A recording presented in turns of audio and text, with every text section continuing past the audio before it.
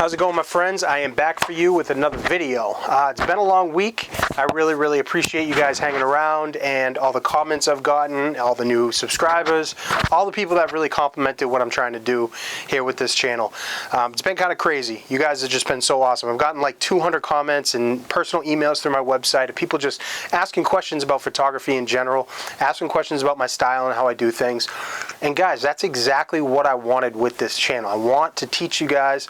I want to be available. If you guys have any questions or, on anything photography related, I really want to teach. So I really appreciate it. So I've been traveling in North Carolina all week. I just got back. Actually just got off a flight a couple hours ago and I just came right to the studio here. So, I didn't bring my gear out there because I've been making a lot of content and I want to take a couple days off just to really think about what I wanted to talk about next. I'm not going to be looking for just blasting out a bunch of videos just to get videos up on my page. I really want to make sure that whatever I do, whatever I put out there is going to be useful for you guys and something that's actually going to be helpful. Not just the point of just getting more content out there. I want it to be actual useful stuff. So today I wanted to talk about one thing that a lot of you guys brought up and asked me about, which is a little bit to touch on my lens choice for weddings.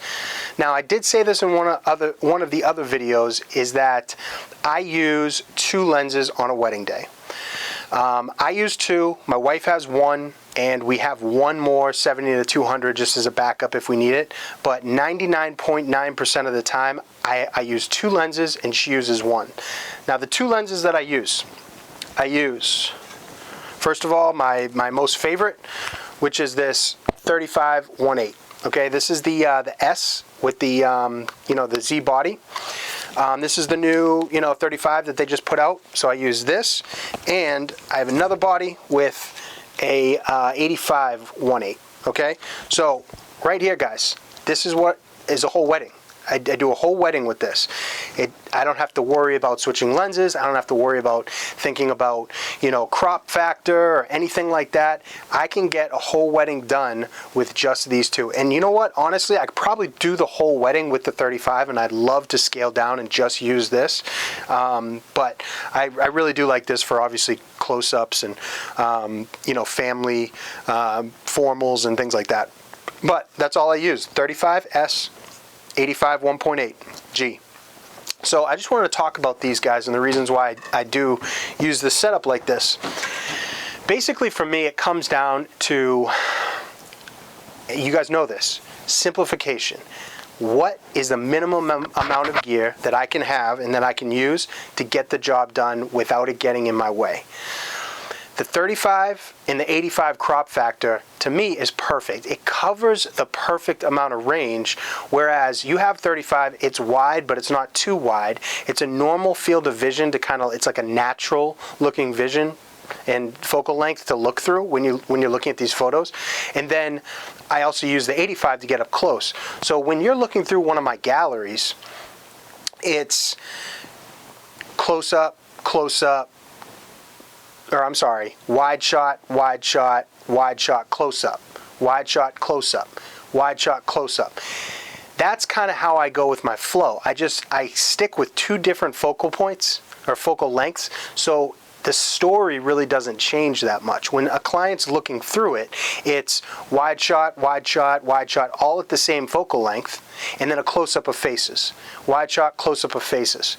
And then it keeps things consistent rather than, when I first started photography and I first started doing weddings, I had like a shitload of lenses. I'd show up with like a bunch of bags, my lighting equipment, like 3, over the shoulder bags plus a backpack. I had every lens known to man, and I was constantly changing out things. Oh my God, I need this.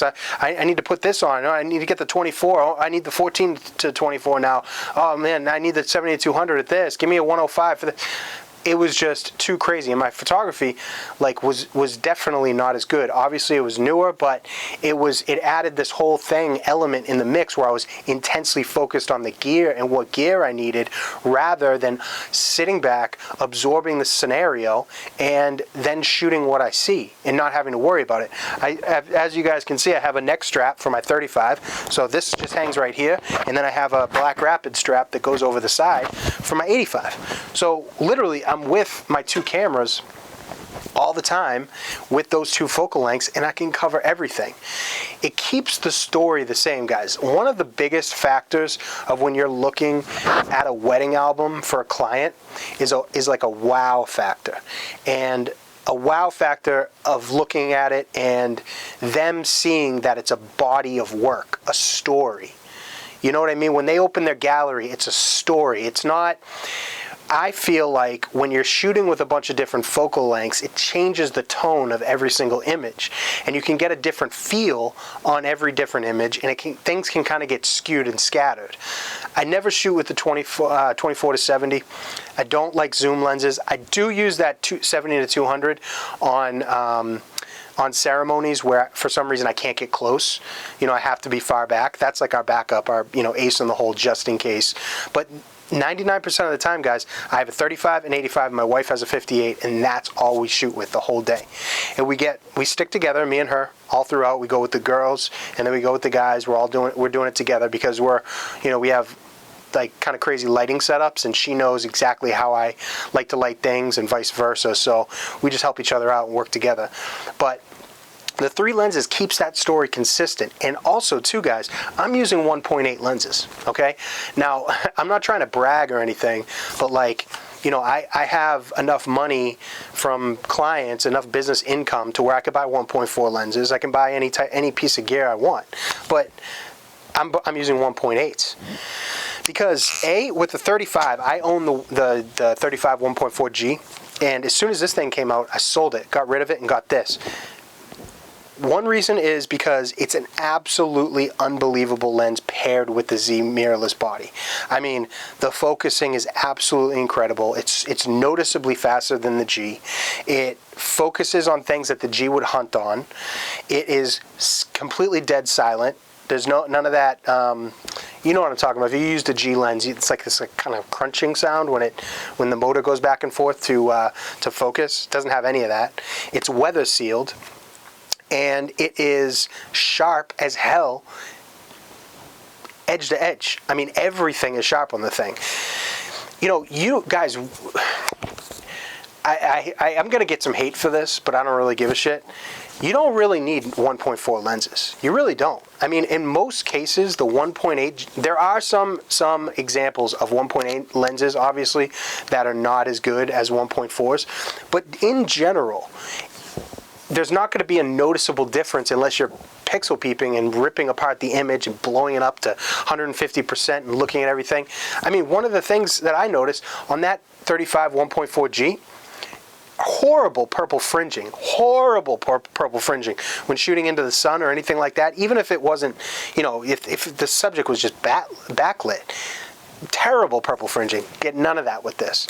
And so this, on the Z mirrorless body, I mean, the way that they're doing their focusing system with these lenses paired with this body is just incredible. So I use the 1.8 here, and then I use the 1.8G right here. And then when the the S lens 1.8G comes out, or 1.8S comes out, I'm going to buy that, get rid of this one. But this is an unbelievable lens, guys. I mean, the 1.4, you can get them used for like $1,100 on eBay. This thing's like $300 flat. You probably find them for like $285, and it's incredible. I mean, go look at my wedding gallery, guys. If you don't believe me, all that stuff was shot with 35s, 85s, and some 70-200s, but the majority of it was shot with 35s and 85s. Okay? It's the background blur on this, the bokeh is unbelievable on the 1.8G. It's an incredible lens. It's very, very sharp.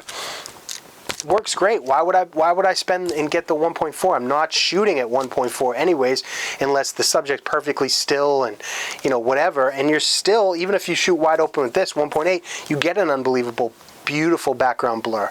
And you just get it. So I'm all about saving money, guys. And, you know, I love gear. I do. I love gear, but I'm not that type of guy who's going to go blow a bunch of money on stuff, because you know what? The work is the most important thing to me.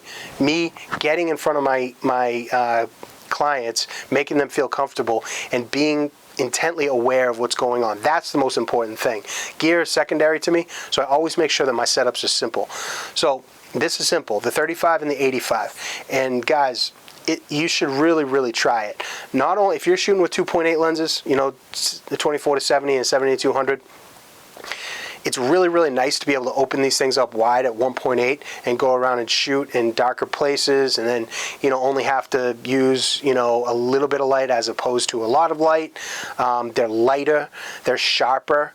Like I owned the 24-70, you know, VR version of the 2.8, and just not impressed with the lens. I mean, it's a professional lens, definitely, but for me, I like primes. I really like primes, and I think that being nimble, being able to move around quick, being not as intrusive, and having to make as little technical decisions and gear-related decisions on a wedding day is the most important thing to getting good images, because then you're completely focused on what's going on. I'm telling you guys, remove as much gear as possible. Try this. If you guys have a 35 and an 85, go to your next gig with just those two lenses and see what happens. And just, you know, look for compositional opportunities rather than choosing a lens just for the background blur. You know, nowadays, guys, there's like this bokeh thing that everybody's obsessed with because it's an easy way to make your photo look like, you know, trendy or whatever.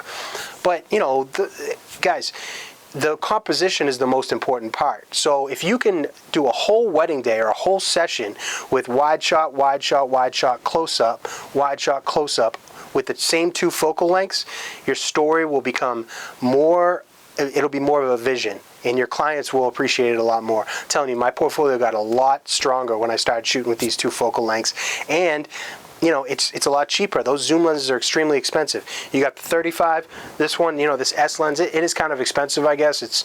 I paid like maybe like $750 for it off eBay or Amazon, new. You know, I mean, it's not crazy expensive because for me, I'm producing better pictures with that than I was with the 1.4G. And then the 85 1.8, like I said, guys, I mean, it's a no-brainer in terms of cost. And you know, people are like, whoa, it has better contrast and it has better colors, deeper colors. Guys, everybody's putting their photos into Lightroom. It takes 2 seconds just to bump up the contrast a little bit. I mean, I don't notice any contrast difference, but like, if you're a pixel peeper, you might. But all you're doing is putting it in Lightroom anyways. So why not just go for the cheaper one that's it's a great lens, and you can save yourself $800, $900. So let me know what you guys' thoughts are on that. Those are my two go-to lenses. Like I said, I do have the 70-200 if I need it, but it rarely comes out. Most of the time, I get in there with 35 and the 85. Also, another piece of one of the best pieces of advice I ever got with photography. What you guys should focus on, right, and have this in your head while you guys are moving around with people. Get closer, get further away, get lower, and get higher. Focus on those 4 things. If your photos aren't coming out the way that you want them to, that's what you need to do. You need to get closer to the people, or you need to get way further away. You need to go low, very low, like on a wedding day. You ask my wife, I'm fucking filthy because I'm laying on the ground, I'm shooting up, I am like in the dirt. I don't care about getting dirty as long as I get the shot. So I'm doing a lot of different angles. You get really low, try those angles. Get really high, stand on something, climb a fucking tree if you have to. Whatever, make the angles your own and go towards things that are different. So that was a really good piece of advice that kind of changed my photography. I want to pass that on to you guys also. But yeah, let me know what you guys think in the comments. Any other videos you'd like me to do this weekend? I'm going to plan on putting out 2 more before I have to go back to North Carolina. I got some more work to do down there next week. But yeah, I'm going to do some more content this weekend for you guys. And again, thank you so much for participating in the comments and, you know, sending me emails and everything. I really love helping you guys. So yeah, until next video, guys.